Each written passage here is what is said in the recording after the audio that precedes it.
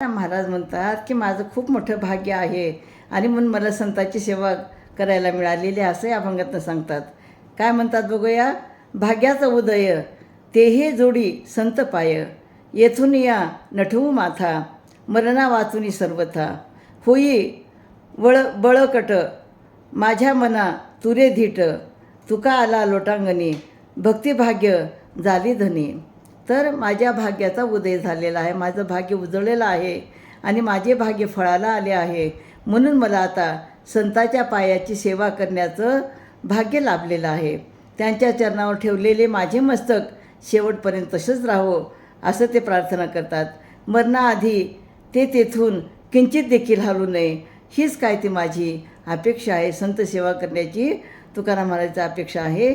हेच काय ते आता देवाजवळ माझे मागणे आहे.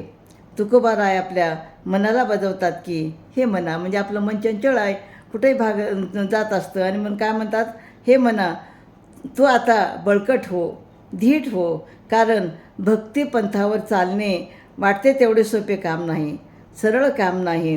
म्हणून संतांच्या पायी मला आता लोटांगण घालू दे, त्यांचे मार्गदर्शन मला लाभू दे. तुकाराम महाराज म्हणतात, भक्तिभाग्य लाभल्यामुळं म्हणजेच एवढा तो मोठा भाग्योदय झाल्यामुळं माझे मन आता शांत आणि समाधानी पावलेले आहे. म्हणजे विठ्ठलाच्या चरणावरती, संतांच्या चरणावरती आपण जेव्हा डोकं ठेवतो, त्यांची संतवाणी जेव्हा ऐकतो, त्यांचा उपदेश जेव्हा ऐकतो, तेव्हा आपलं मन शांत होतं.